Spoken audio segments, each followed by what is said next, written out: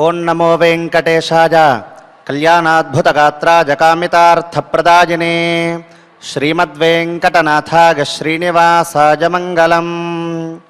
శ్రీమదఖిలాండకోటి బ్రహ్మాండనాయకుడైన వేదవేద్యుడైనటువంటి ఆ లక్ష్మీ సమేతుడైనటువంటి శ్రీనివాస చింతయందు మనం నిత్యము కూడా మహాభారత అంతర్గత వనపర్వ పారాయణం చేసుకుంటూ ఉన్నాం.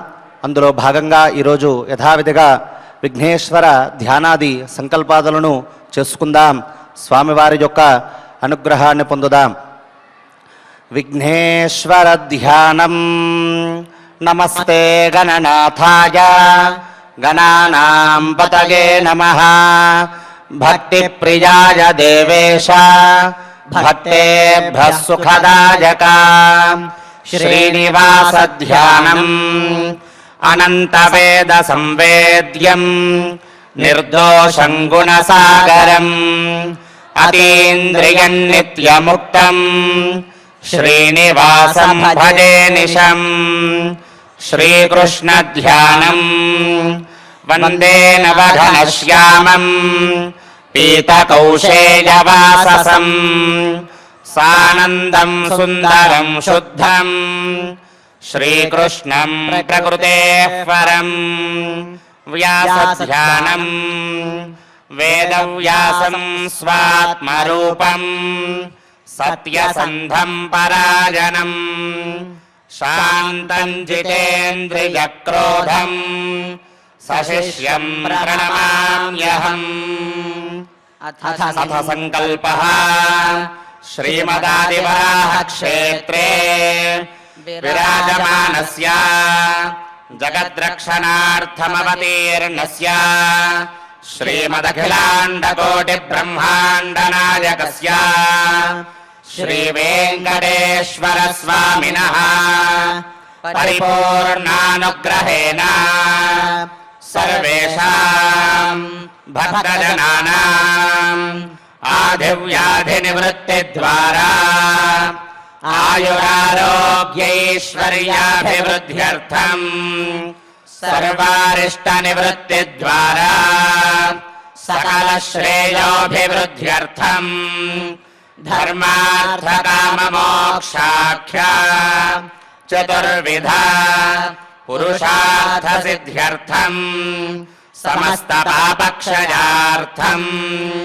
శ్రీ పరమేశ్వర ప్రీత్యర్థం శ్రీమన్మహాభారతే వనపర్వణి యథాశక్తి షట్చత్వారింశోऽధ్యాయాంతర్గత శ్లోకపారాయణం ఆచార్యముఖేన కరిష్యామహే. శ్రీకృష్ణ పరబ్రహ్మణే నమః. నారాయణం నమస్కృత్య నరం చైవ నరోత్తమం దేవీం సరస్వతీం వ్యాసం తతో జయముదీరయేత్. ప్రతినిత్యము కూడా మనం సాయంకాల సంధ్యా సమయమున శ్రీ మహాభారత అంతర్గత వనపర్వంలో ఉన్నటువంటి అనేకమైనటువంటి ధర్మ విశేషాలను మనం తెలుసుకుంటూ ఉన్నాం. ఈరోజు కూడా యథావిధిగా ధర్మ విశేషాలని తెలుసుకుందాం. కొన్ని అనివార్య కారణముల వలన ఆచార్యుల వారు రాలేకపోయి ఉన్నారు. కాబట్టి యథావిధిగా మహాభారత అంతర్గత వనపర్వంలో ధర్మరాజు చేత చెప్పబడినటువంటి ధర్మ సూక్ష్మాలనే మనం యథావిధిగా తెలుసుకుంటూ ఉందాం. నిత్య జీవనంలో మనం ఉపయోగిస్తూ ఉండడం వలన మనకు ఎంతో సౌఖ్యం అనేటటువంటిది కలుగుతుంది అని పెద్దలు చెబుతూ ఉంటారు. ఎంతోమంది దానిని అనుభవించారు కూడా. కాబట్టి తప్పక ఆ ధర్మ సూక్ష్మాలను మనం తెలుసుకుంటూ స్వామివారి యొక్క అనుగ్రహాన్ని పొందుదాం. మనం మొన్నటి రోజున ఈ యక్షుడు అడిగినటువంటి ప్రశ్నలకు చెప్పబడినటువంటి సమాధానాలు ధర్మరాజు ఏ విధంగా చెప్పారు అనేటటువంటి విషయాలను తెలుసుకుంటూ ఉన్నటువంటి క్రమంలో ఆ యక్షుడే మళ్ళీ ఇంకొక ప్రశ్న వేస్తూ ఉన్నారు. ఏమని అనంటే, కిన్ను హిత్వా నశోచతి. దేనిని విడిస్తే బాధ అనేటటువంటిది ఉండదు. మనం ఏదైనా ఒక పదార్థాన్ని మన నుంచి తొలగింప చేసుకుంటే మనకు బాధ అనేటటువంటిది ఉండదు. అది ఏది అని యక్షుడు ప్రశ్నించడం జరిగింది. దానికి ధర్మరాజు చెబుతూ ఉన్నారు, క్రోధం హిత్వా నశోచతి. క్రోధం అంటే కోపం. ఆ కోపం అనేటటువంటిది హిత్వా దానిని వదిలిపెట్టినట్లయితే నశోచతి ఎప్పటికీ కూడా బాధ అనేటటువంటిది ఉండదు. మనం పూర్వ అధ్యాయాల్లో కూడా మనం ఒక మాట చెప్పుకున్నాం. ఏమని అనంటే కోటరాగ్నిర్ యథాశేషం సమూలం పాదపం దహత్. కోటరాగ్నిర్ యథాశేషం. సహజంగా ఈ వనములలో ఉన్నటువంటి అడవులలో ఉన్నటువంటి వృక్షముల ద్వారా ఒకదానికి ఒకటి రాపిడి అవ్వటం వలన ఒక అగ్ని అనేటటువంటిది వస్తుంది. ఆ అగ్నికి పేరు దాహకాగ్ని అని పేరు. ఆ అగ్ని ఎప్పుడైతే ఆరంభం అనేటటువంటిది చాలా చిన్నగా ఉంటుందన్నమాట. చాలా ఒక చిన్న నిప్పురవ్వ ఎంతైతే ఉంటుందో అంతటితో అది ఆరంభమవుతుంది. అలా ఆరంభమయ్యి యథాశేషం సమూలం పాదపం దహత్. పాదపం అనంటే ఈ వృక్షం. ఈ వృక్షములు ఏవైతే ఉన్నాయో వృక్షముల రాపిడి ద్వారా రాబడినటువంటి చిన్న చిన్న నిప్పు కణికల ద్వారా చివరికి ఏమవుతుంది అని అంటే ఆ వృక్షాన్ని మొత్తం కేవలము ఆ చిన్న రవ్వ నిప్పు కణిక ఏదైతే ఉందో అదే తగలబెట్టేస్తుందట. అదేవిధంగా మన శరీరంలో ఉన్నటువంటి చిన్నపాటి కోపం ఏదైతే ఉందో ఆ కోపం కూడా మన శరీరాన్నంతా కూడా అవశ్యం తగలబెట్టేస్తుంది, అంటే దహింపచేస్తుంది. కాబట్టి దాని వలన మనకు చాలా అనేకమైనటువంటి ఇబ్బందులు రావడానికి అవకాశం ఉన్నది. కాబట్టి ఎప్పుడూ కూడా కోపం అనేటటువంటిది మీరు వదిలిపెట్టండి. ఎప్పుడైతే మీరు కోపాన్ని వదిలిపెడతారో అప్పుడు క్రోధం హిత్వా న శోచతి. వాడికి ఎప్పుడూ కూడా బాధ అనేటటువంటిది ఉండదు అని స్పష్టంగా ధర్మరాజుల వారు చెప్పడం జరిగింది. ఆ తదుపరి ఇంకా ఏమని చెబుతూ ఉన్నారు అనంటే కిన్ను హిత్వా అర్థవాన్ భవతి. దేనిని మనం వదిలేస్తే సంపద అనేటటువంటిది మనకు కలుగుతుంది. అర్థం అంటే ఏదైనాను కూడా మనం ఒక కార్యాన్ని మనం చేస్తున్నాము అనంటే దాని యొక్క కార్యము యొక్క ఫలం అనేటటువంటిది అవశ్యం మనకు దక్కుతుంది అని అడిగితే ధర్మరాజుల వారు చెబుతూ ఉన్నారు. ఏమని అనంటే కామం హిత్వా అర్థవాన్ భవతి. మనలో ఉన్నటువంటి కోరికలు ఏవైతే ఉన్నాయో ఆ కోరికలను మనం వదలటము ద్వారా, అంటే బాహ్య ప్రపంచమైనటువంటి కోరికలు ఏవైతే ఉన్నాయో ఆ కోరికలను పూర్తిగా మనం వదలటము ద్వారా అర్థవాన్ సహభవతి. వాడు అర్థవంతుడవుతాడు, సంపదవంతుడవుతాడు. అంతే కదా. మనకు ఏ పదార్థమైతే అవసరమో ఆ పదార్థాన్ని మనం స్వీకరించడంలో తప్పులేదు. ఇతని యొక్క అభిప్రాయం, ధర్మరాజు యొక్క అభిప్రాయం ఏమిటి అనంటే కోరిక అనంటే వ్యర్థమైనటువంటి కోరిక. మనకు ఏది అవసరమో దానిని తీసుకోవడానికి, సంపాదించడానికి ఖచ్చితంగా అర్థం అనేటటువంటిది కావాలి.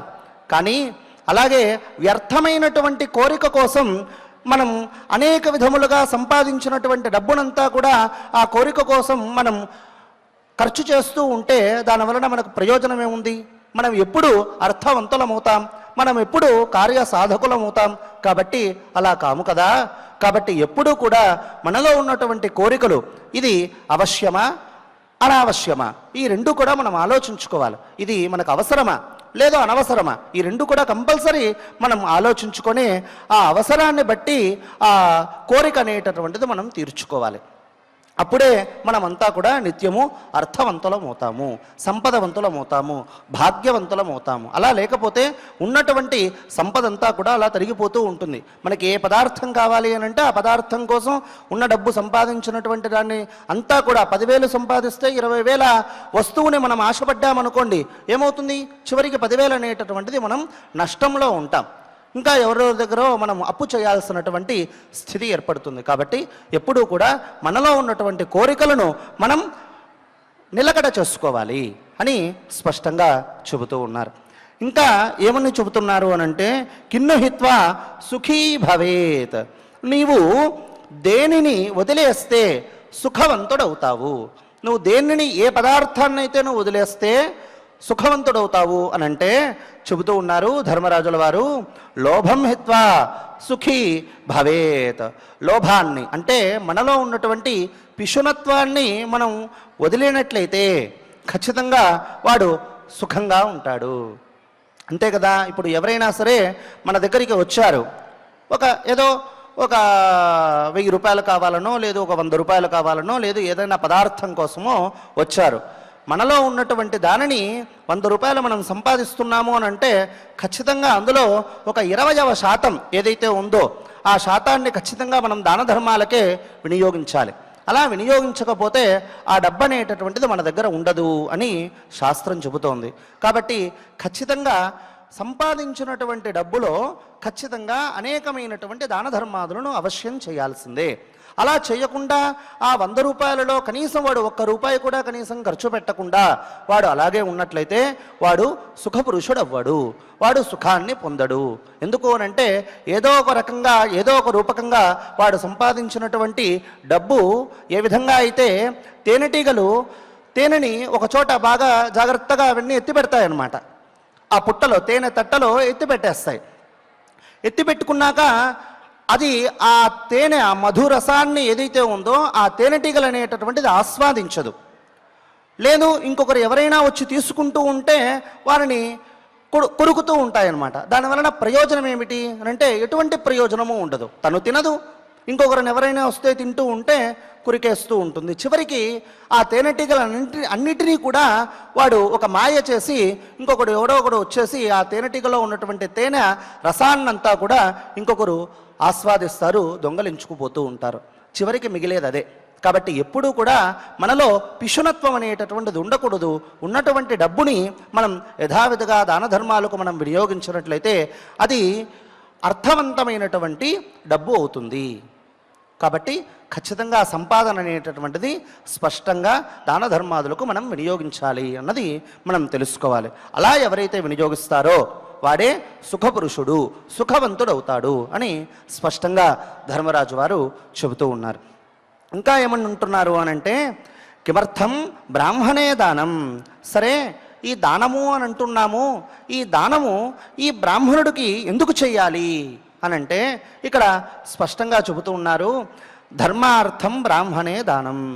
నీవు ఆ దానం అనేటటువంటిది బ్రాహ్మణులకు చేసినట్లయితే వాడు ఏదైనా సరే ఒక యజ్ఞయాగాది క్రతువులను ఆచరించడానికో, లేదు సనాతనమైనటువంటి ఈ వేద అధ్యయనం ఏదైతే ఉందో అధ్యయనము చేయుటకో, ఆ వేదంలో చెప్పబడినటువంటి ప్రతి ధర్మాన్ని కూడా వాడు ఆచరింప చెగటానికో, ఆ ప్రతి రూపాయి ఇచ్చినటువంటి దానంగా ఇచ్చినటువంటి ప్రతి రూపాయి కూడా అతను వినియోగిస్తూ ఉంటారు. కాబట్టి మీరు ధర్మార్థం బ్రాహ్మణే దానం, వారికి దానం చేయండి. ఇంకా ఎవరికి దానం చేయవచ్చు అనంటే దానం కిమర్థం నటవర్తకే. వీరు గాయకులు ఉన్నారు, నటులు ఉన్నారు, వర్తకులు ఉన్నారు, వారికి కూడా దానం చేయండి అని శాస్త్రం చెబుతోంది. దానివలన కలిగేటటువంటి ప్రయోజనం ఏమిటి? ఎందుకు వారికి గాయకులకు మనం ఎందుకు దానం చేయాలి? నాటకులకు నటన చేసేటటువంటి వారికి మనం ఎందుకు దానం చేయాలి? వర్తకులకు మనం ఎందుకు దానం చేయాలి అనంటే స్పష్టంగా చెబుతూ ఉన్నారు ధర్మరాజు వారు, యశోర్థం నటవర్తకే. నీకు కీర్తి ప్రతిష్టలు కావాలి అనంటే చక్కగా గానం చేసేటటువంటి వారికి దానం చేయండి, నటన చేసేటటువంటి వారికి దానం చేయండి. అంటే మనకు చెప్పబడినటువంటి 64 కళలు ఏవైతే ఉన్నాయో 64 కళలను కూడా ఆయా వారు దానిని వారు లోకానికి అర్పిస్తూ ఉంటే, వారి శరీరాన్నంతా కూడా త్యాగం చేసి వారు అర్పిస్తూ ఉంటే అటువంటి వారికి మీరు దానం చేయడం వలన మీ యశస్సు అనేటటువంటిది, మీ కీర్తి అనేటటువంటిది పెరుగుతుంది. కాబట్టి ఖచ్చితంగా నాటకులు ఎవరైతే ఉన్నారో, గాయకులు ఎవరైతే ఉన్నారో, వర్తకులు ఎవరైతే ఉన్నారో వారందరికీ కూడా మీరు ఖచ్చితంగా దాన ధర్మం అనేటటువంటిది చేయండి అని స్పష్టంగా చెప్పడం జరుగుతోంది. ఇంకా ఏమనంటున్నారు అనంటే ఈ కేనస్విత్ ఆవృతో లోకః. సరే, ఈ లోకమంతా కూడా, ఈ లోకాన్నంతా కూడా దేని చేత ఆవృతమై ఉన్నది, కప్పబడి ఉన్నది అంటే ఒక చీకటిమయంగా ఉన్నది అనంటే చెబుతూ ఉన్నారు, అజ్ఞానేన ఆవృతో లోకః. ఈ లోకమంతా కూడా అజ్ఞానం చేత ఆవృతమై ఉన్నది, చుట్టబడి ఉన్నది. కాబట్టి ఈ అజ్ఞానాన్ని మనం ఎప్పుడైతే తొలగింప చేసుకుంటామో అప్పుడే జ్ఞానం అనేటటువంటి జ్యోతి అలా వెలుగుతూ ఉంటుంది. తద్వారా మనకు ఎప్పుడూ కూడా సౌఖ్యం అనేటటువంటిది కలుగుతుంది. ఇంకా చెబుతూ ఉన్నారు ఏమని అనంటే, మృతః కథం స్యాత్ పురుషః. సరే, ఈ మనిషి ఉన్నారే, ఈ మనిషి ఎప్పుడు మృతుడవుతాడు? మృతుడు అనంటే చనిపోయినటువంటి వాడితో సమానం అవుతాడు. ఎప్పుడు అనంటే చెబుతున్నారు ధర్మరాజుల వారు, మృతో దరిద్రః పురుషః. మనం ఎప్పుడైతే దరిద్రాన్ని అనుభవిస్తూ ఉంటామో ఆ దరిద్రము ద్వారా ఆ పురుషుడు అనేటటువంటి వాడు మృతుడవుతాడట. అంటే వాడు జీవించి ఉన్నప్పటికీ కూడా వాడు శవముతో సమానమే. కాబట్టి ఆ దరిద్రాన్ని మన దగ్గరికి రాకుండా ఉండాలి అనంటే మనం ఏమి చేయాలి అనంటే, నిత్యము ఉన్న వాటితో మనం సుఖాన్ని అనుభవించాలి. అనేకమైనటువంటి కోరికలు అనేటటువంటిది మనం కోరుకోకూడదు. మనము సంపాదించినటువంటి 100 రూపాయలు కావచ్చు, 1000 రూపాయలు కావచ్చు, వాటిలో ఇతరులకు దాన ధర్మాలు అనేటటువంటిది చెగడము ద్వారా వీడికి ఎప్పటికీ కూడా దరిద్రత్వం అనేటటువంటిది ఆపాదించదు. కాబట్టి అవశ్యం మీరు దాన ధర్మం అనేటటువంటిది చేయండి అని స్పష్టంగా చెబుతూ ఉన్నారు. ఇంకా ఏమని అనంటే, కథం రాష్ట్రమృతం భవేత్. ఎప్పుడు ఈ రాష్ట్రం అనేటటువంటిది మృతమవుతుంది? మృతము అనంటే జీవచ్ఛవం అనే అర్థం. బ్రతుకుతూనే ఉంటారు, వారు తిరుగుతూనే ఉంటారు, కానీ ప్రయోజనం లేకుండా పోతుంది. అప్రయోజకంగా ఎప్పుడు కలుగుతుంది? ఈ రాష్ట్రం అనేటటువంటిది ఎప్పుడు ఉంటుంది అనంటే చెబుతూ ఉన్నారు, మృతం రాష్ట్రం అరాజకం. రాజు లేనటువంటి రాజ్యం ఏదైతే ఉందో ఆ రాజ్యం అనేటటువంటిది మృతముతో సమానము. ఏదైనాను కూడా అది ఇతను రాజ్యం గురించి చెబుతూ ఉన్నారు. ఒక కుటుంబం తీసుకోవచ్చు. ఈ కుటుంబంలో ఒక పోషకుడు అనేటటువంటి వారు లేకపోతే, అంటే నువ్వు ఈ విధంగా చెయ్యాలి, ఈ విధంగా చెయ్యకూడదు అనేటటువంటి పెద్దరికం అనేటటువంటిది లేకుండా ఇష్టం వచ్చినట్లుగా ప్రవర్తిస్తే ఆ కుటుంబం కూడా మృతముతో సమానమే. కాబట్టి ఎప్పుడు కూడా ఇప్పుడు రాజు అంటే అర్థం ఏమిటి అంటే పరిపాలన దక్షత అందులో ఉన్నది. కాబట్టి ఆయనకి రాజు అని పేరు. ఒక అధికారి. ఆ అధికారి ఉండడం వలన రాష్ట్రం అంతా కూడా సుభిక్షంగా ఉంటుంది. లేదు అని అంటే దుర్భిక్షంగా ఉంటుంది. అదేవిధంగా మన కుటుంబము కూడా అంతే. మన కుటుంబంలో కూడా ఎప్పుడూ కూడా పెద్దవాళ్ళు ఎవరైతే ఉన్నారో వారు ఖచ్చితంగా పరిపాలన దక్షతతో కూడినటువంటి వారై ఉండాలి. వారు చిన్నపిల్లలలాగా ప్రవర్తించకూడదు. వారే హుందాతనంతో ప్రవర్తించాలి. వారే క్రమశిక్షణగా న్యాయంగా ధర్మంగా బ్రతకాలి. ఆ విధంగా ఉన్నటువంటి చిన్నవారు, ఇంకా వారికన్నా చిన్నవారు కుటుంబంలో ఎవరెవరైతే ఉన్నారో వారందరినీ కూడా ఆ న్యాయబద్ధంగానే ఆ ధర్మబద్ధంగానే వారు నడిపింప చేయాలి. అలా చేయకపోతే ఆ కుటుంబం కూడా మృతముతో సమానమే.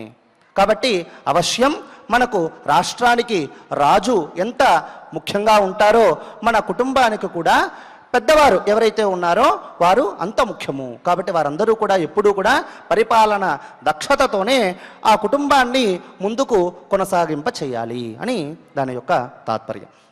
ఇంకా ఏమని చెబుతున్నారు అంటే, శ్రాద్ధం మృతం కథం వా స్యాత్.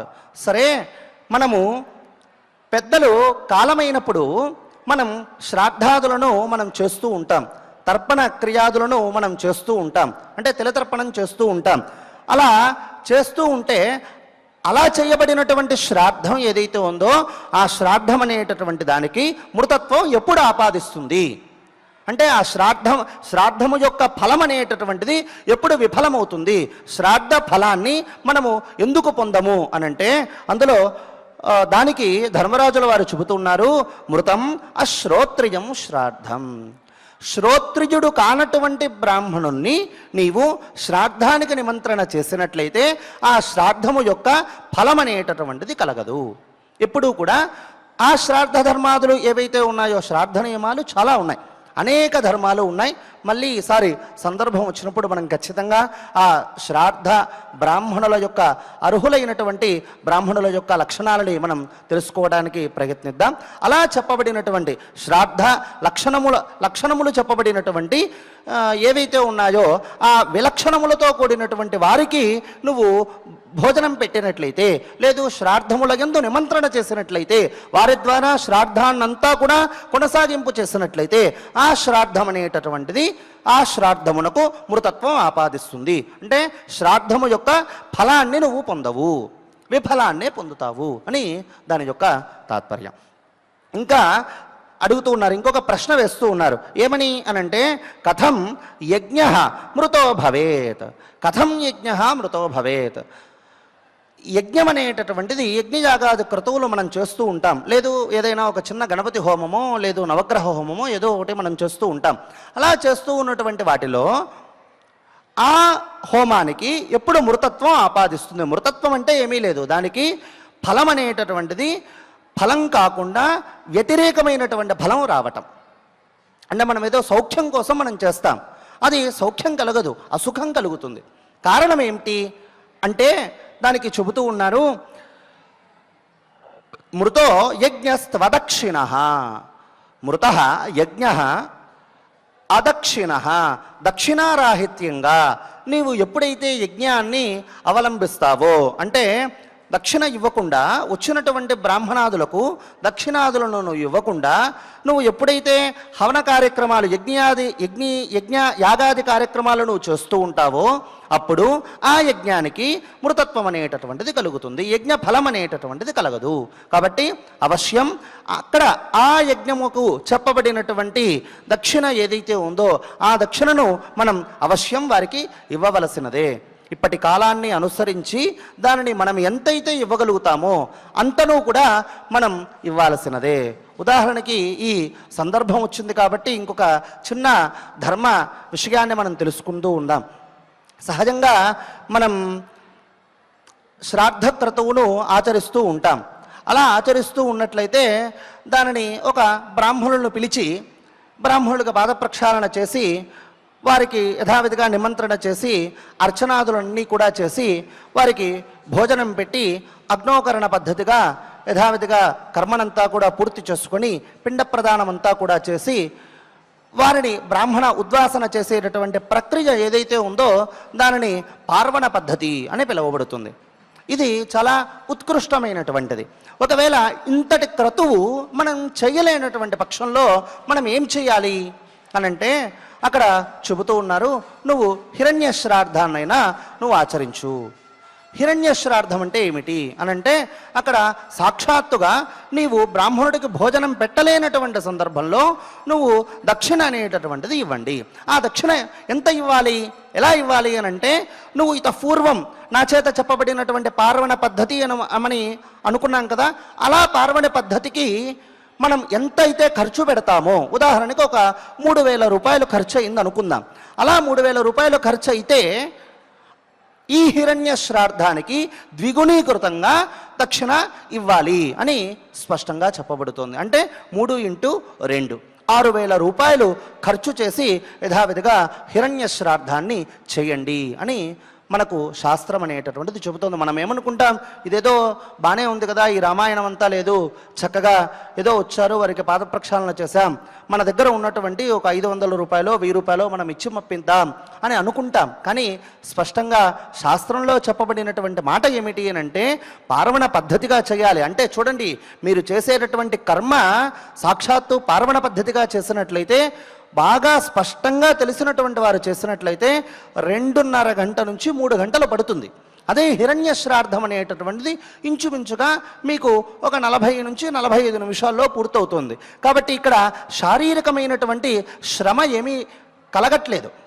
కాబట్టి దానికి ప్రత్యామ్నాయం ఏమిటి అని అంటే మీకు ద్విగుణీకృతమైనటువంటి దక్షిణగానే చెప్పబడుతోంది. కాబట్టి మీరు ఆ విధంగానే దక్షిణ అనేటటువంటిది చేయాలి. దక్షిణారాహిత్యం చేసినట్లయితే శ్రాద్ధ ఫలం అనేటటువంటిది కలగదు, అది నిష్ఫలమే కలుగుతుంది. మరి ఆ హిరణ్యం అనేటటువంటిది కూడా మన దగ్గర లేదు. మనం ఏం చేయాలి అని అంటే ఇంట్లో ఉన్నటువంటి కూరగాయలను వగైరా వగైరా ఏవైతే ఉప్పు ఏవైతే ఉన్నాయో వాటినన్నిటినీ కూడా తీసుకొని వచ్చినటువంటి బ్రాహ్మణుడికి దత్తం చేయాలి. ఇలా చేసేటటువంటి క్రతువులో కూడా వీడికి త్రిగుణీకృతమైనటువంటి దక్షిణ ఇవ్వాలి అని చెప్పబడుతోంది. కాబట్టి ఆజా దక్షిణారాహిత్యం అనేటటువంటిది ఎక్కడా కూడా చేయకూడదు. అలా చేసినట్లయితే ఏ కర్మైనను కూడా అది నిష్ఫలం కలుగుతుంది. కాబట్టి దానిని మనం దృష్టిలో పెట్టుకొని యథావిధిగా మనకు తోచినంత, మనకు ఎంత కుదిరితే అంత దక్షిణ దానములను మనము చేస్తూ ఈ ధర్మాన్ని అనేటటువంటిది మనం నిలుపుకోవాలి. ఇంకా యక్షుడు ఏమని చెబుతూ ఉన్నారు అనంటే స్పష్టంగా చెబుతున్నారు, కహ శత్రు దుర్జయ. మనుష్యులు జగించలేనటువంటి శత్రువు ఎవరయ్యా? ఈ లోకంలో మనం అనుకుంటాం వీడు ఆజానుబాహుడురా, వీడు 6 అడుగులు ఉన్నాడు, వీడు ఎవరినైనా కొట్టేస్తాడు అని మనం అనుకుంటాం. లేదు, నేనే అనుకుంటాను, నేను ఎవరినైనా సరే కొట్టేస్తాను అనేటటువంటి భావనలో ఉంటాను. కానీ మనకు తెలియనటువంటి శత్రువు ఒకడు ఉంటాడట, వాడిని ఎప్పుడూ కూడా మనం జయించలేమట. వాడెవడు అనంటే చెబుతూ ఉన్నారు, క్రోధ సుదుర్జయ శత్రు. ఈ క్రోధం అనేటటువంటిది ఒకానొక శత్రువు మనకు ఉన్నాడు. వాడిని ఎప్పుడూ కూడా మనం జయించడానికి అశక్తులమే. కాబట్టి అటువంటి క్రోధాన్ని మనము జయించడానికే నిత్యము కూడా సతతం కూడా మనం ప్రయత్నించాలి. అలా ప్రయత్నించకపోతే చిన్న విషయాన్ని మనం పెద్దదిగా చేసుకొని అదేదో అంటారు, గోటితో పోయేది కాస్త గొడ్డల వరకు తెచ్చుకున్నామని అంటాం కదా మన ఆంధ్ర భాషలో. ఆ విధమైనటువంటి స్థితిని మనం పొందుతాం. అది కేవలము దేని ద్వారా అనంటే మనలో ఉన్నటువంటి కోపము ద్వారా మాత్రమే. వాడే మనకు నిత్యము కూడా శత్రువే. ఇప్పుడు చూడండి, ఎదుటివాడు మనకు శత్రువు అనంటే వాడు ఏ విధంగా మనల్ని ఇబ్బంది పెడతాడో అని మనం ఎప్పుడు కూడా వాడిని అంచనా వేస్తూనే ఉంటాం సహజంగా. కానీ ఒకరిని మాత్రం మనం అంచనా వేయలేం. వారిని ఎవరు అని అంటే వాడు మనలో ఉన్నటువంటి శత్రువు, వాడే కోపము. ఆ కోపాన్ని మనం ఎప్పుడైతే అంచనా వేయగలుగుతామో ఈ సందర్భంలో వీడు ఈ విధంగా మాట్లాడటం వలన మనకు కోపం కలుగుతుంది. తద్వారా మనం ఈ ఆవేశాన్ని పొందుకొని యథావిధిగా ఏ పనులైతే చేయకూడదో ఆ పనులను యథావిధిగా మనం చేస్తూ ఉంటాం. దాని ద్వారా మనకి ఏం ఫలం కలుగుతుంది? అంతా కూడా నిష్ఫలమే కలుగుతుంది, అంతా కూడా దుష్ఫలమే కలుగుతూ ఉంటుంది. కాబట్టి ఎప్పుడు కూడా ఆ కోపం అనేటటువంటి శత్రువును మనం జయించాలి అని స్పష్టంగా ఇక్కడ ధర్మరాజుల వారు చెబుతూ ఉన్నారు. ఇంకొక ప్రశ్న వేస్తూ ఉన్నారు. ఏమని అనంటే, కశ్చ వ్యాధి అనంతక. నీకు అనంతమైనటువంటి వ్యాధి ఏది? ఈ వ్యాధికి అంతం అనేటటువంటిది ఉండదు, అంటే చివరి దశ అనేటటువంటిది ఉండదు. ఏదో జ్వరం వచ్చింది, 1 రోజు ఉంటుంది, 2 రోజులు ఉంటుంది, 3 రోజులు ఉంటుంది, చివరికి మలేరియా అయితే 10 రోజులు ఉంటుంది. దానికంటూ ఒక అంతం అంటూ ఉంది. కానీ ఇక్కడ ఈ యక్షుడు అడిగేటటువంటి ప్రశ్న ఏమి? ఒక వ్యాధి ఉంది, ఆ వ్యాధికి అంతం లేదు, ఆ వ్యాధి పేరేమి అని చెబుతూ ఉన్నారు. అది ఏమి అనంటే ఆ ధర్మరాజుల వారు చెబుతూ ఉన్నారు, లోభ వ్యాధి అనంతక. మనలో ఉన్నటువంటి లోభం ఏదైతే ఉందో అదిగే మనకు అనంతమైనటువంటి వ్యాధి. దానిని మనం ఎప్పుడూ కూడా ఫిల్ చేసుకోవడానికి ఇబ్బంది పడుతూ ఉంటాం అన్నమాట. కుదరదు. ఎందుకు అనంటే ఏదైనా కూడా ఒక ఆశ అనేటటువంటిది ఒకటి ఉంటుంది చూశారు. దాని ద్వారా ప్రతి రూపాయి మనకే కావాలి, ప్రతి వస్తువు మనకే కావాలి, ప్రతి పదార్థం మనకే కావాలి అని అనుకుంటాం. ఇక్కడ మనమే అని అనుకుంటా, నేను మనమే అని చెబుతున్నాను, కానీ నాకే కావాలి అనేటటువంటి భావనతో ఉంటాం. అలా ఉండటం వలన మనకు ఎప్పుడూ కూడా అది ఒక వ్యాధిగా మనల్ని బాధింపచేస్తుంది. నాకు మాత్రమే కాదు, నాతో ఉన్నటువంటి వారందరికీ కూడా ఈ పదార్థం, ఈ వస్తువు, ఈ డబ్బు ఖచ్చితంగా అందాలి అనేటటువంటి భావనతోనే మనం ఉండాలి. అలా లేకపోతే అది వ్యాధి తుల్యము, అది దానికంటూ అంతం లేనటువంటి వ్యాధి. దానిని ఎప్పుడూ కూడా మనం జయించాలి అనంటే ఆలోభం అనేటటువంటిది మనలో ఉండకూడదు అని స్పష్టంగా ధర్మరాజుల వారు చెబుతూ ఉన్నారు. ఇంకొక ప్రశ్న వేస్తూ ఉన్నారు. ఏమని అనంటే, కీదృశ్చ స్మృత సాధు. సరే, ఎటువంటి వాణిని సాధువు అని పిలువబడతారయ్యా అని ఒక ప్రశ్న వేశారు. సాధువు అంటే ఎవరు అనంటే ధర్మరాజుల వారు చెబుతూ ఉన్నారు. అంతా మనం చెబుతూ ఉంటాం, వీడు సాధుజీవిరా, వీడి నోట్లో నాలుక లేదు, వీడేమీ మాట్లాడు, చాలా నెమ్మదిగా ఉంటాడు అని అంటూ ఉంటాం. మరి అటువంటి వాడు సాధువా అని అంటే ఇక్కడ సాధువు అనేటటువంటి శబ్దానికి మంచి డెఫినేషన్ చెబుతూ ఉన్నారు, అర్థాన్ని చెబుతూ ఉన్నారు. ఏమని అనంటే సర్వభూత హితస్సాధువు, అన్ని భూతముల యందు కూడా నిత్యము వాడు హితం కోరుకునేటటువంటి వాడు, అంటే మంచి కోరుకునేటటువంటి వాడు. నేను ఏ విధంగా అయితే ఉంటానో నా పక్కన ఉన్నటువంటి వాడు కూడా అదే విధమైనటువంటి స్థితిలోనే ఉండాలి, చెడులో కాదు మంచిలో. అదేవిధంగా నేను ఈ విధంగా బాధపడుతున్నాను కాబట్టి నాకు ఈ విధమైనటువంటి కార్యం వలన నేను ఈ విధంగా బాధపడుతున్నాను కాబట్టి వాడికి కూడా ఆ విధమైనటువంటి కార్యం వాడికి కలిగినప్పుడు వాడు కూడా బాధపడతాడు కాబట్టి మనం తగు జాగ్రత్తలు వాడికి చెప్పాలి. ఆ విధమైనటువంటి భావనతో మనం ఎప్పుడైతే ఉంటామో వారే సాధువులు అని పేరు. సాధు శబ్దానికి అంత స్పష్టమైనటువంటి అర్థాన్ని వారు చెప్పారు. ఎప్పుడు అనంటే సర్వభూత హితస్సాధువు, అన్ని భూతముల యందు కూడా వాడు హితాన్నే కోరుకునేటటువంటి వాడు. మనకు చెడు జరిగినప్పటికీ కూడా అక్కడ మంచి జరుగుతోంది అనంటే ఖచ్చితంగా ఆ విషయాన్ని వాడు కుండబద్దలు కొట్టినట్లు మాట్లాడాల్సిందే. అంతేగాని ఏదో మనము చెప్పకపోతే, మనము చేయకపోతే ఏముందిలే, వాడి ఇబ్బందులు వాడు పడుతూ ఉంటాడు, మనకేం సంబంధం అనేటటువంటి భావనతో మనం ఎప్పుడూ కూడా ఉండకూడదు. తెలిసినటువంటి విషయాన్ని స్పష్టంగా మనం పంచుకోగలగాలి, చేసుకోగలగాలి. అలా చేసినట్లయితే ఖచ్చితంగా వారందరికీ కూడా హితం అనేటటువంటిది కలుగుతుంది. సాధువు అంటే చెప్పావు, బానే ఉంది, మరి అసాధువు అంటే ఎవరయ్యా అని అంటే చెబుతున్నారు. అసాధువు కీదృశ స్మృత అని యక్షుల వారు ప్రశ్నిస్తే దానికి ధర్మరాజుల వారు చెబుతూ ఉన్నారు. ఏమని అనంటే అసాధువు నిర్దయ స్మృత. చూడండి, ఇక్కడేమో సర్వభూత హితస్సాధువు అన్నాడు, అన్ని భూతముల యందు హితము కలిగినటువంటి వాడు, దయ కలిగినటువంటి వాడు. ఎదుటివారి ఇబ్బంది తనకు వస్తే ఏ విధమైనటువంటి బాధను పొందుతాడో ఆ విధమైనటువంటి బాధను పొందినటువంటి వాడు సాధువు అనంటే దీనికి పూర్తి వ్యతిరేకత. ఏమని అనంటే వాడు అసాధువు నిర్దయ స్మృత. వాడికి ఆ పక్కనున్నటువంటి వారి మీద ఎటువంటి దయాదాక్షిణ్యం అనేటటువంటిది ఉండదు, అంత కఠినంగా ప్రవర్తిస్తూ ఉంటారు. మనకు సంబంధించింది కాదు కదా, మనం ప్రశాంతంగానే ఉన్నాం కదా, వాడు బ్రతికితే ఎంత, బ్రతకకపోతే ఎంత, మన కడుపు నిండింది కదా, మనం ఈరోజు ఈ స్థానంలో ఈ అధికారంలో మనం ఉన్నాం కదా. వారు ఎప్పుడూ కూడా ఆ స్థాయిలో అంతటి అనధికారంలోనే వారు ఉండాలి అనేటటువంటి భావనతో నిత్యము కూడా దయాదాక్షిణ్యం లేకుండా కఠోరంగా ప్రవర్తించేటటువంటి వారు ఎవరైతే ఉన్నారో వారు అసాధువు అని స్పష్టంగా ధర్మరాజుల వారు చెప్పడం జరుగుతోంది. ఆ తదుపరి ఇంకొక ప్రశ్న వేస్తూ ఉన్నారు. ఏమని అనంటే కిం స్థైర్యం ఋషిభిః ప్రోక్తం. ఏమని అనంటే దేనిని స్థైర్యం అని ఋషులు అన్నారు. మనం చెబుతూ ఉంటాం క్షేమ, స్థైర్య, ధైర్య, వీర్య, విజయ, అభయ, ఆయురారోగ్య, ఐశ్వర్య, అభివృద్ధ్యర్థం అని మనం చెబుతూ ఉంటాం. నిత్యము కూడా మనం ఏ పారాయణం చేసినా, ఏ పూజ చేసినా సంకల్పాన్ని మనం అదే చెబుతూ ఉంటాం.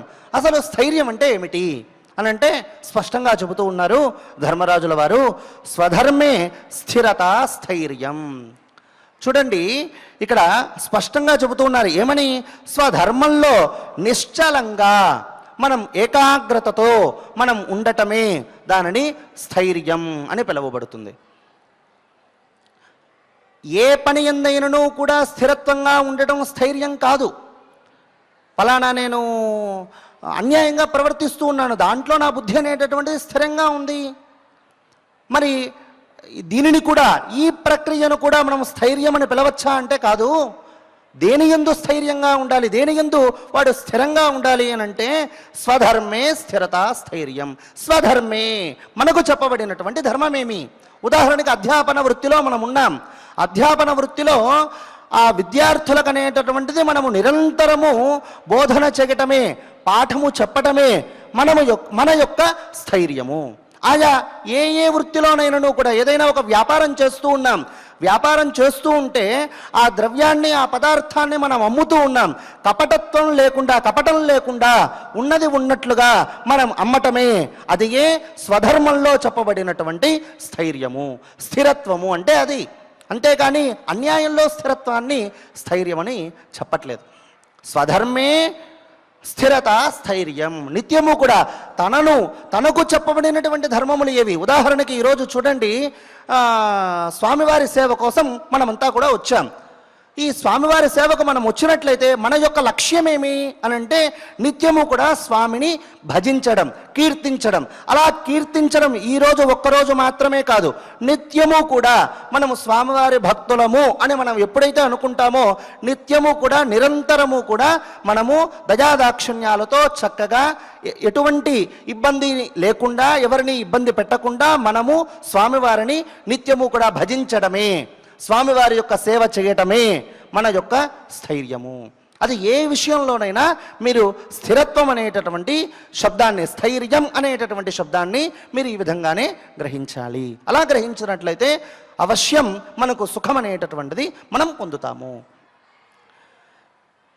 ఇంకొక ప్రశ్న వేస్తూ ఉన్నారు, ఏమని? తర్వాత ధైర్యం ఇంద్రియ నిగ్రహ. తర్వాత ఇంకొక శబ్దాన్ని చెబుతూ ఉన్నారు, ధైర్యం అని. ధైర్యం అనంటే ఏమిటి అనంటే చెబుతూ ఉన్నారు, కించ ధైర్యం ఉదాహృతం అనంటే ఆ శబ్దానికి, ఆ ప్రశ్నకు ధర్మరాజుల వారు సమాధానం చెబుతూ ఉన్నారు, ధైర్యం ఇంద్రియ నిగ్రహ. ధైర్యం అంటే ఏమిటి అనంటే ఇంద్రియ నిగ్రహ. ఏదో ఎదుటివాడి వస్తే మనం గట్టిగా నిలబడటం అనేటటువంటిది ధైర్యం కాదు. మనలో ఉన్నటువంటి ఇంద్రియములు ఏవైతే ఉన్నాయో, జ్ఞానేంద్రియములు కావచ్చు, కర్మేంద్రియములు కావచ్చు, ఏవైనాను కూడా వాటినన్నిటినీ కూడా మనస్వాధీనంలో ఉంచుకొని మనము ఏ కాలంలో, ఎప్పుడు, ఎలా, ఏ పనిని మనం ఆచరించాలో ఆ కాలంలో అప్పుడు ఆయా పనులను మనం ఆచరించడమే ధైర్యము అని చెప్పబడుతోంది. కాబట్టి సకాలంలో మనం ఏ కార్యమైతే మనం చేయాలి అని అనుకున్నామో అది ఆ కాలం లోపలే మనం ఆ కర్మను అనేటటువంటిది పూర్తి చేయాలి. దానిని అలా ఆ విధంగానే మన ఇంద్రియములన్నింటినీ కూడా నిగ్రహం చేసుకోవాలి. అలా ఇంద్రియ నిగ్రహాన్ని చేసుకున్నటువంటి వాడు ఎవరైతే ఉన్నారో వారే ధైర్యుడు అని చెప్పబడుతోంది. ఆ తదుపరి ఇంకొక ప్రశ్న వేస్తూ ఉన్నారు, మనకు చాలా అవసరమైనటువంటి ప్రశ్న. ఏమని అనంటే స్నానంచ కిం పరం ప్రోక్తం. ఏమని చెబుతూ ఉన్నారు అంటే అసలు ఉత్తమమైనటువంటి స్నానం ఏది అంటే, మనం చేసేటటువంటి స్నానంలో ఉత్తమ స్నానము, అనుత్తమ స్నానం అంటే ఉత్తమం కానటువంటి స్నానం అది కూడా ఉన్నదా? ఒకసారి ఆలోచించండి. యక్షుల వారు ఈ విధంగా ప్రశ్నిస్తూ ఉన్నారు. అసలు స్నానం అంటే ఏంటి, స్నానం ఎందుకు చేయాలి అంటే పూర్వం మన ఆచార్యుల వారి ద్వారా చాలాసార్లు మనం తెలుసుకున్నాం. బాహ్య స్నానము, బాహ్య శుచి, ఆభ్యంతరికమైనటువంటి శుచి అని. ఆ శుచిని మనం ఎలా పొందుతాము? బాహ్య శుచి అంటే ఇప్పుడు ఈ ముఖం కావచ్చు, ఈ చేతులు కావచ్చు, కాళ్ళు కావచ్చు, శరీరం ఏదైతే ఉందో, మనకు బయటికి కనిపించేటటువంటి శరీరం ఏదైతే ఉందో ఆ శరీరం అనేటటువంటిది శుచిత్వాన్ని ఎలా ఆపాదింప చేసుకుంటుంది అని అంటే కేవలము అది స్నానము ద్వారా, అంటే బాహ్య శుచి కేవల స్నానము ద్వారా కలుగుతుంది. మరి ఆభ్యంతరమైనటువంటి శుచి, మన లోపల ఉన్నటువంటి శుచి మనం ఏ విధంగా దాన్ని ఆపాదింప చేసుకోవాలి అని అంటే అది కేవలము మనము చేసేటటువంటి కర్మానుష్ఠానముల ద్వారా మనం ఆచమనం చేస్తాం. ఆ తదుపరి పలానా ఈరోజు ఈ గోవిందనామ, ఇప్పుడు మనం గోవిందనామ సంకీర్తన చేయబోతాం, ఆ గోవిందనామ సంకీర్తన చేస్తాము అని మనం సంకల్పించి నిత్యము కూడా ఆ గోవిందనామ సంకీర్తన చేస్తూ ఉన్నటువంటి సందర్భంలో గోవిందా గోవిందా అనేటటువంటి ప్రతి శబ్దానికి కూడా ఆ చెప్పబడినటువంటి భక్తవత్సల గోవిందా అని ఉందనుకోండి, ఆ భక్తవత్సలుడు ఎవరు, అటువంటి వాడిని నేను నమస్కరిస్తున్నాను అని నిత్యము కూడా ఆ అర్థాన్ని మన మనసులో స్మరించుకొని ఆ గోవిందనామ స్మరణ చేయటము ద్వారా వాడికి ఆభ్యంతరకమైనటువంటి శుచి కలుగుతుంది అని మనం పూర్వం ఆచార్యుల వారి ద్వారా మనం తెలుసుకున్నాం. మరి ఇక్కడ కూడా ఇంకొక అదే ప్రశ్న మళ్ళీ వేస్తూ ఉన్నారు. ఏమని అనంటే స్నానము ద్వారా మనకు ఏ విధంగా శుచి కలుగుతుంది, స్నానము కన్నా ఉత్తమమైనటువంటి కర్మ ఇంకోటి ఏమైనా సరే ఉన్నదా అనంటే ధర్మరాజుల వారు చెబుతూ ఉన్నారు, స్నానం మనోమల త్యాగ. చూడండి ఏమని చెబుతూ ఉన్నారు అనంటే స్నానం మనోమలత్యాగ, మనస్సుకి పట్టినటువంటి మలం అంటే పాపం ఏదైతే ఉందో, ఎదుటివాడి యొక్క నాశనాన్ని మనము ఎప్పుడూ కూడా నిత్యము కోరుకుంటూ ఉంటామో, ఎదుటివాడి యొక్క జయాన్ని మనం ఎప్పుడూ కూడా ఒప్పుకోలేకపోతూ ఉంటామో, అటువంటి సందర్భంలో రాబడినటువంటి మాలిన్యం ఏదైతే ఉందో, ఆ మనస్సుకు పట్టినటువంటి మాలిన్యాన్ని మనం ఎప్పుడైతే వదలగలుగుతామో అది ఏ స్నానము కన్నా పరమమైనటువంటి శుచి అని చెప్పబడుతుంది. అంటే దీన్ని బట్టి ఏమని అర్థము? ఎప్పుడూ కూడా మన మనస్సును అనేటటువంటిది నిర్మలంగా ఉంచుకోవాలి. ప్రతిదానికి కూడా మనం కోప్పడకూడదు, ప్రతిదానికి కూడా మనకు ఆవేశం అనేటటువంటిది రాకూడదు, ప్రతి చిన్న విషయానికి కూడా మనం తాపత్రయం పడిపోకూడదు. ఎదుటివాడు ఎదుగుతూ ఉంటే చక్కగా మనం ఆనందించాలి. మనం ఎలా ఎదగడానికి, మనం ఎలా ఎదగాలి అనేటటువంటి దానికి మనం సోపానాలు మనము తయారు చేసి పెట్టుకోవాలి. ఆ సందర్భంలో ఇంకొకరు ఎవరైనా సరే ఉన్నారు కదా అని వారిని తొక్కి మనము రాకూడదు. వారికి ఇబ్బంది కలగకుండానే మన ఎదుగుదల, మన అభివృద్ధి, మన అభ్యున్నతి ఏదైతే ఉందో అది అవశ్యం ఉండాలి. దానికి వ్యతిరేకంగా ఉన్నట్లయితే మనకు పట్టినటువంటి మనస్సునకు పట్టినటువంటి మలం ఏదైతే ఉందో అది పోనట్టే లెక్క. కాబట్టి ఎప్పుడూ కూడా ఆ మనస్సుకు పట్టినటువంటి మలాన్ని మనం త్యాగం చేసినట్లయితే, అంటే మనం వదులుకున్నట్లయితే, మనస్సు ఎప్పుడైతే మనం నిర్మలంగా ఉంచుకున్నట్లయితే అదిగే ఉత్తమమైనటువంటి స్నానము అని స్పష్టంగా చెబుతూ ఉన్నారు ధర్మరాజుల వారు. ఇంకొక ప్రశ్న, చివరి ప్రశ్న ఏమని అనంటే, దానంచ కిం ఇహోచ్యతే, దానం అనేటటువంటిది ఉత్తమమైనటువంటి దానము అని దేనిని అంటాం? చూడండి, మనం ఇంత పూర్వం మనం చెప్పుకున్నాం, ఏదో మనం దక్షిణ ఇస్తే దానము అని అనుకున్నాం. లేదు, మన చేతిలో ఉన్నటువంటి వస్తువు ఇంకోటి ఏదైనా ఒక బియ్యం కావచ్చు, లేదు కూరగాయలు కావచ్చు, ఇంకొకటి వారికి లేనటువంటి సందర్భంలో మనం ఆ పదార్థాన్ని మనం దానం చేసినట్లయితే అది ఉత్తమము అని మనం చెప్పుకున్నాం. ఇక్కడ ధర్మరాజుల వారు మంచి సమాధానాన్ని చెబుతూ ఉన్నారు. ఏమని అనంటే, దానం వై భూతరక్షణం, మనము చేసేటటువంటి దానము ఉన్నటువంటి భూతములు అంటే మనుష్యులు కావచ్చు, పశువులు కావచ్చు, ఏవైనానూ కావచ్చు, భూతం అనేటటువంటి శబ్దానికి మనం అందరము కూడా వాటికి రక్షణ ఏదైతే కలుగుతుందో, దేని ద్వారా అయితే కలుగుతుందో దానిని మనం ఇవ్వగలిగితే అదిగే దానము, అదిగే ఉత్తమమైనటువంటి దానము. అది ఏదైనా కావచ్చు. ఇప్పుడు ఎదుటివారికి ఇబ్బంది కలుగుతుంది అని అంటే ఆ విషయాన్ని మనం ఎప్పుడూ కూడా చర్చించకూడదు. ఎదుటివాడు బాధపడతాడు ఈ విషయం మాట్లాడితే అనంటే ఎప్పుడూ కూడా ఆ విషయాన్ని మనం మాట్లాడకుండా మనం ఉండగలిగితే అదిగే భూతరక్షణ, అదిగే దానం. దానికి మించినటువంటి దానం లేదు. సర్వభూత హితరక్షణం ఏదైతే ఉందో ఆ భూతరక్షణమే ఈ అత్యంతమైనటువంటి ఉత్కృష్టమైనటువంటి దానము అని స్పష్టంగా చెప్పడం జరుగుతుంది. ఇలా అనేకమైనటువంటి ధర్మాదులను మనకు ధర్మరాజు చెప్పినటువంటి ధర్మాలను మనం ఈ వేదికను మనం చక్కగా ఆధారం చేసుకొని మనం చిన్న చిన్న ధర్మాలను మనం సూక్ష్మంగా తెలుసుకుంటూ ఉన్నాం. ఇక యథావిధిగా మహాభారత అంతర్గత వనప్రవంలో 46వ అధ్యాయంలో యత్కించిత్ శ్లోక పారాయణం మనం చేసుకుందాం. స్వామివారి యొక్క అనుగ్రహాన్ని పొందుదాం. వైశంపాయన ఉవాచ తతో విసృజ్య గంధర్వం కృతకృత్యం శుచిస్మితా ఉర్వశీ చాకరోత్ స్నానం పార్థదర్శనలాలసా స్నానాలంకారణైర్హృద్యైః గంధమాల్యైశ్చ సుప్రభైః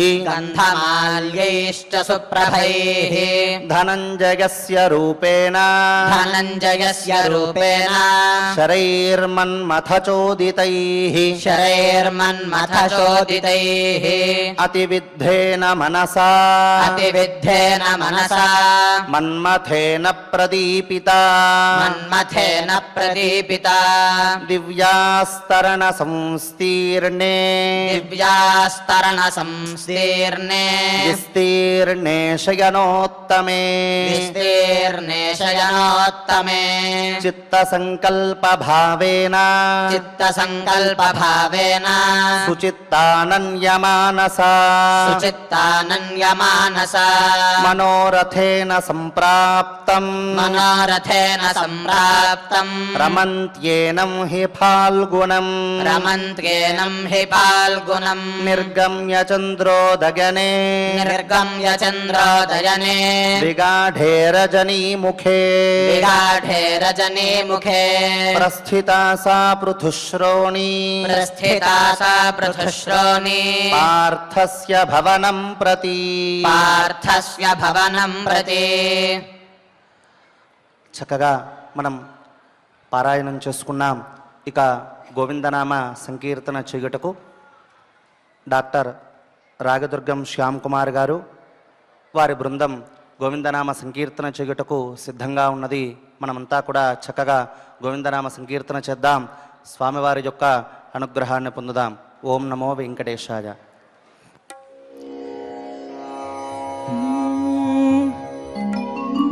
శ్రీ శ్రీనివాస గోవింద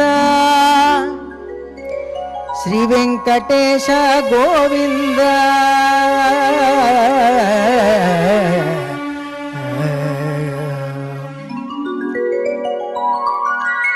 శ్రీ శ్రీనివాస గోవింద శ్రీ వెంకటేశ గోవింద భక్తవత్సల భాగవత ప్రియ నిత్య నిర్మల నీలమేఘ శ్యామ పురాణ పురుష పుండరీకాక్ష నందనందన నవనీత చోర పశుపాలక శ్రీ పాప విమోచన దుష్ట సంహార గోవింద దురిత నివారణ శిష్ట పరిపాలక కష్ట నివారణ హరి గోవింద హరి గోవింద గోకుల నందన గోవింద గోవింద హరి గోవింద గోకుల నందన గోవింద.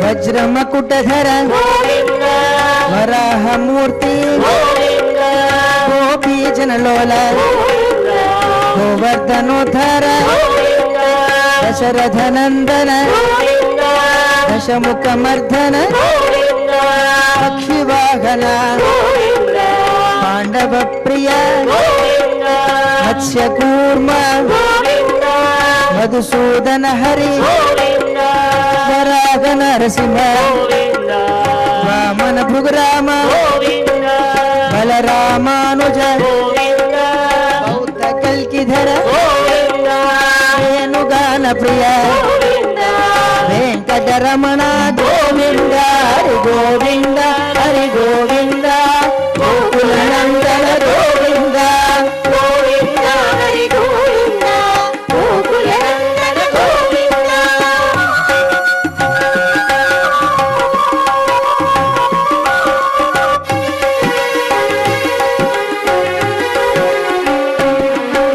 సీతానాయక హిత పరిపాలక దరిద్ర జన పోషక ధర్మ సంస్థాపక అనాథ రక్షక ఆపద్బాంధవ శరణాగత వత్సల కరుణా సాగర కమలదళాక్ష కామిత ఫలద పాప వినాశక పాహి మురారే గోవింద శ్రీముద్రాంకిత శ్రీవత్సాంకిత ధరణీ నాయక దినకర తేజ గోవింద హరి గోవింద హరి గోవింద గోకుల నందన గోవింద గోవింద హరి గోవింద గోకుల నందన గోవింద.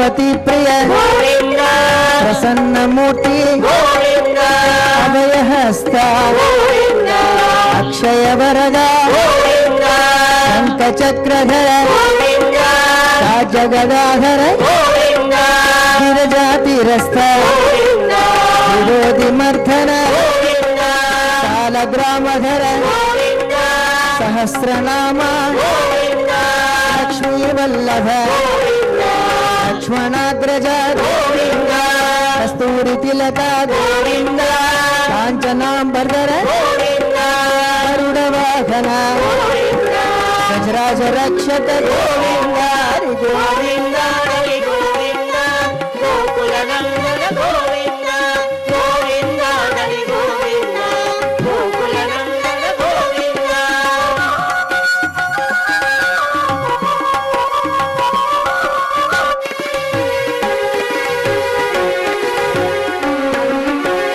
వానర సేవిత గోవింద భారధి బంధన గోవింద గిరీశ గోవింద ఏక స్వరూప గోవింద శ్రీరామకృష్ణ గోవింద రఘుకుల నందన గోవింద ప్రత్యక్ష దేవా గోవింద పరమదయాకర గోవింద వజ్ర కవచధర గోవింద వైజయంతిమాల గోవింద కసులవాడ వసుదేవతనయ గోవింద బిల్వ పత్రార్చిత భిక్షుక సంస్కృత శ్రీ పుంరూప గోవింద శివకేశవమూర్తి గోవింద హరి గోవింద హరి గోవింద గోకుల నందన గోవింద గోవింద హరి గోవింద గోకుల నందన గోవింద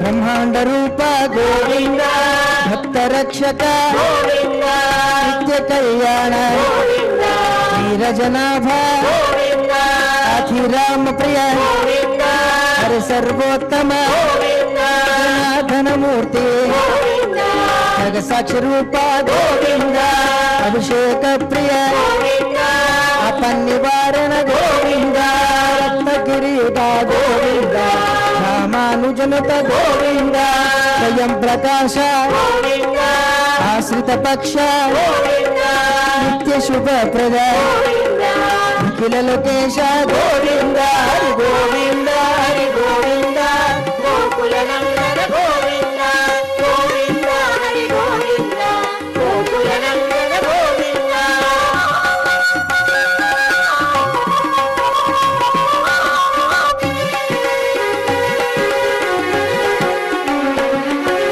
ఆనంద రూప గోవింద అద్యంతరహిత గోవింద పరదాయక వివ్రాజ రక్షక గోవింద పరమదయాళు గోవింద పద్మనాభ హరి గోవింద తిరుమలవాస తులసి వనమాల గోవింద శేష సాయినే గోవింద శేషాద్రి నిలయ గోవింద లక్షావతార గోవింద ఏడుకొండలవాడ గోవింద హరి గోవింద హరి గోవింద గోకుల నందన గోవింద గోవింద హరి గోవింద గోకుల నందన గోవింద గోవింద హరి గోవింద గోకుల నందన గోవింద గోవింద హరి గోవింద గోకుల నందన గోవింద గోవింద హరి గోవింద గోకుల నందన గోవింద గోవింద హరి గోవింద గోకుల నందన గోవింద గోకుల నందన గోవింద గోకుల నందన గోవింద గోకుల నందన గోవింద గోకుల నందన గోవింద ఏడుకొండలవాడ వెంకటరమణ గోవింద గోవింద పతికాసులవాడ వనజనాభ గోవింద గోవింద అరగడికి దండాలవాడ అనాథరక్ష గోవింద గోవింద గోవింద గోవింద గోవింద గోవింద ఓం నమో వెంకటేశాయ. చక్కగా మనం పూర్వం మనం చెప్పుకున్నట్లుగా స్వధర్మే స్థిరతా స్థైర్యం అన్నట్లుగా ఎప్పుడూ కూడా మన ధర్మం యందు మనం ఎప్పుడూ కూడా ఏకాగ్రతతో ఉండాలి అనేటటువంటి భావన మనం పూర్వం మనం చెప్పుకున్నాం, అర్థాన్ని మనం చెప్పుకున్నాం. ఇప్పుడు అదేవిధంగా చక్కగా గోవిందనామ సంకీర్తన మనం చేసుకొని ఈ పవిత్రమైనటువంటి తిరుమల క్షేత్రంలో గోవింద గోవింద అనేటటువంటి శబ్దము తప్ప మరి ఒకటి ఏది కూడా రాకుండా ఉండటమే ఇక్కడ యొక్క లక్షణం. కాబట్టి చక్కగా మనం అందరం కూడా స్వామివారిని ముక్తకంఠంతో గోవింద గోవింద అనే నామ సంకీర్తన మనం చక్కగా చేసుకున్నాం. స్వామివారి యొక్క అనుగ్రహాన్ని పొందాం. ఇక యథావిధిగా మనం కార్యక్రమంలో భాగంగా క్షమాప్రార్థనాది మంగళాంతంగా స్వామివారికి నివేదన చేసుకుందాం, అనుగ్రహాన్ని పొందుదాం. అథ క్షమా ప్రార్థనా యదక్షరపదభ్రష్టం మాత్రాహీనం చ యద్భవేత్ తత్సర్వం క్షమ్యతాం దేవా నారాయణ నమోస్తుతే. అథ లోకక్షేమ ప్రార్థనా స్వస్తి ప్రజాభ్యః పరిపాలయంతాం న్యాయేన మార్గేణ మహీం మహిషాః గోబ్రాహ్మణేభ్యః శుభమస్తు నిత్యం. లోకాః సమస్తాః సుఖినో భవంతు. అథ భగవత్ సమర్పణం కాయేన వాచా మనసేంద్రియైర్వా బుద్ధ్యాత్మనా వా ప్రకృతే స్వభావాత్ కరోమి యద్యత్ సకలం పరస్మై నారాయణాయేతి సమర్పయామి. అథ మంగళం శ్రియః కాంతాయ కళ్యాణ నిధయే నిధయేర్థినాం శ్రీవేంకట నివాసాయ శ్రీనివాసాయ మంగళం. శ్రీ అవధూతాశ్రమము బోధానంద సత్యారామూర్తి ఆర్యుల గోసేవాశ్రమము మరియు వృద్ధాశ్రమము పడాల.